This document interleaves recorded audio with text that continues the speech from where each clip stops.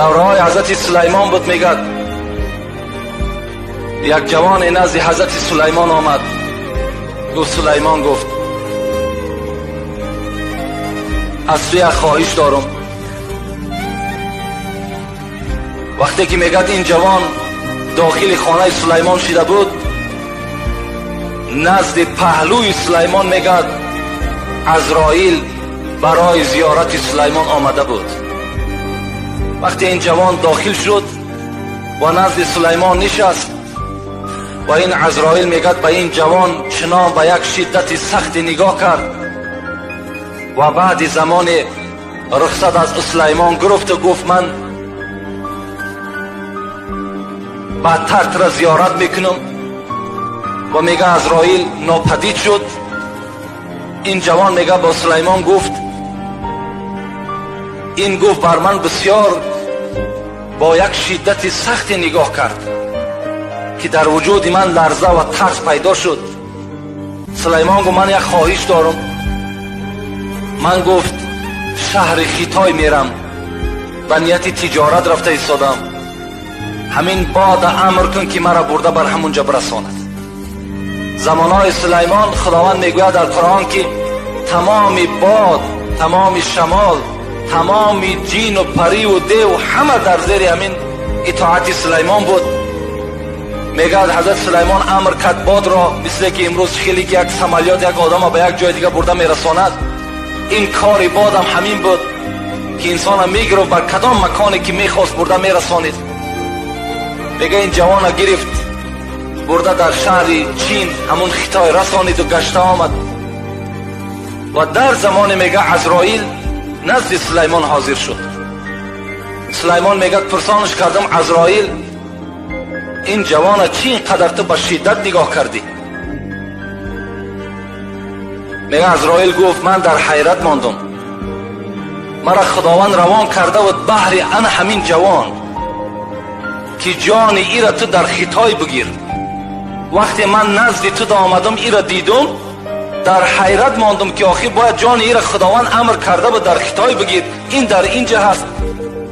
لکن امر خدا که بود من در خیتای رسیدم، و مجرده که در اونجا ایستادم باد همین جوان را به پیش من آورد.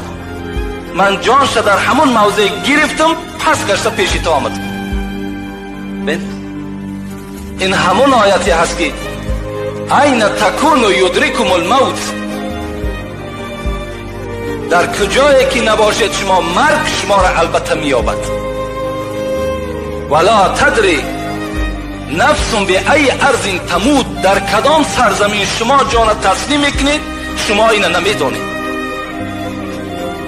این جوان اگر میدانست که جان او را در همون چین میگیرن، او با چین حرکت نمیکرد، همون نزد پدر مادر خود میستاد. لیکن انسان نمیداند خود با پیش عجلت دوان چکار میکند؟ میرود. یک جوان دیگر بود میگد دائما دعا میکرد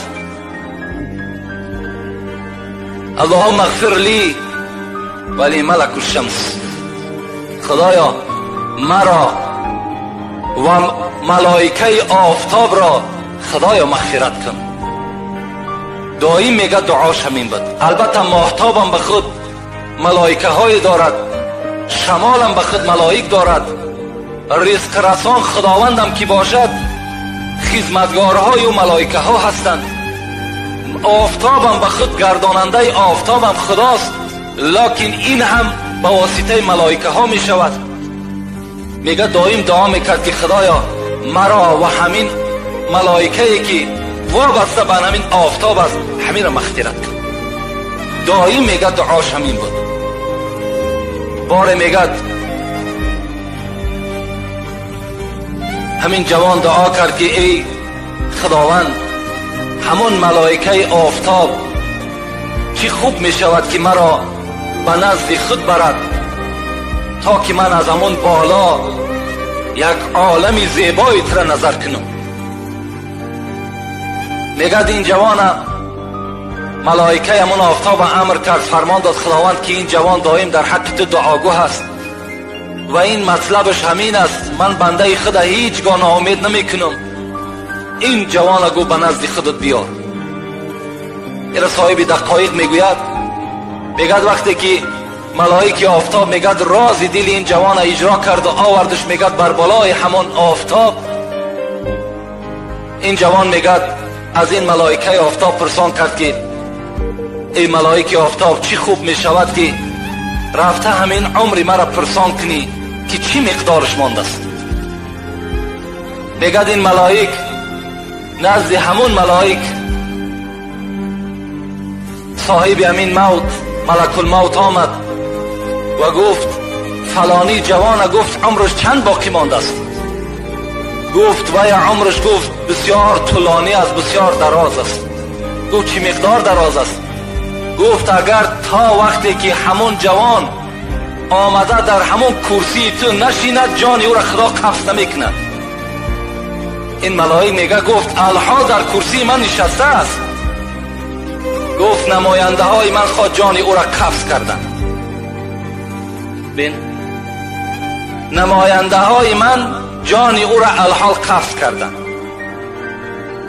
یعنی خداوند ببین که دعا میکنی خود بر جایی که مرگ لازم است به همون موضع میره، در همون جا جان تو را میگیره.